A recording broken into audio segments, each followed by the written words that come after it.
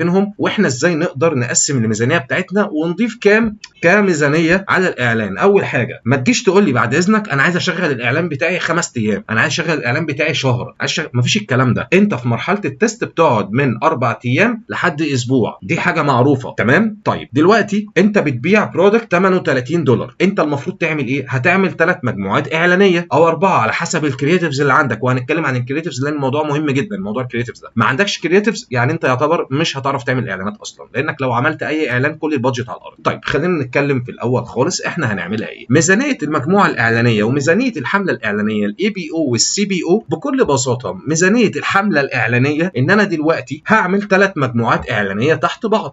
حلو كل اعلان فيهم او كل مثلا ادست فيهم هصرف $10، يعني كده المجموع كام؟ $30. فمتى بتقول لك لا انا هشتغل بالاي اي؟ يعني انا هشوف دلوقتي الادست اللي فعلا مثلا جايبه انجيجمنت عالي او جايبه سيلز عالي، هبدا ان انا اخفض من ال $30 دول مثلا على كل ادست $10، وادي مثلا $20 على ادست معينه او مجموعه اعلانيه معينه تمام. فهي دي الفكره كلها. فانا مش عايز كده، انا لما بتست بمجموعه ميزانيه المجموعه الاعلانيه. ليه؟ علشان انا لما اصرف ال $30 $10 $10 هتقول لي بس لا انا محتاج ان الاي اي هو فعلا اللي يرشدني وهو اللي يبدا يبعت فعلا او يعمل كل ده اوتوماتيك من غير ما انا اعدل. هقول لك انت في اول 4 أو 5 ايام وانت بتست صح لازم تعمل اللي انا بقول لك عليه ده، علشان انت لما تيجي التست احنا بنتست بناء على ايه؟ بناء على ان احنا عايزين نعرف ايه الكرييتيفز اللي شغاله، اي مجموعه اعلانيه شغاله احسن، معدل الظهور صرفنا كام، لان احنا بنتحسب بمعدل الظهور، وفي نفس الوقت الكوست بير مسج لو انت هتشغلها طبعا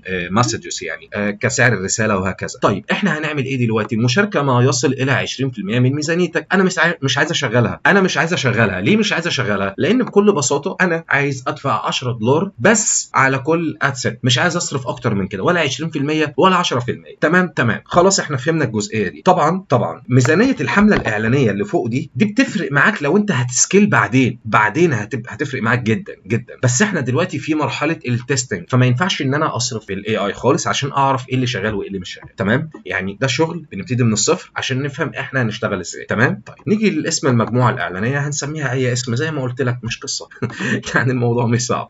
طيب ندخل بقى هنا على استراتيجيه دوره حياه العميل. طبعا انا هسيبها زي ما هي. ليه هسيبها زي ما هي؟ لان انا عايز الحصول على تحويلات من كل الجميع، انا مش عايز حاجه معينه، انا عايز دي بس. طيب وجهات الرسائل هنا، انت عايز الكونفرجن بتاعك يبقى ايه؟ مسجز ولا عندك ويب سايت، ولا عندك ويب سايت وستور في نفس الوقت، ولا انت عندك ايه بالظبط؟ انا هعملها رسائل بصراحه، لان معظم اللي انا شغال معاهم كلهم شغالين اصلا مسجز، وفي نفس الوقت برضو هنتكلم عنها بعدين اللي هو موضوع الويب سايت والبيكسل والكونفرجن اي بي اي والكلام ده كله يعني. تمام. طيب ندخل على الجزئيه الاهم دلوقتي. انت عايز تشتغل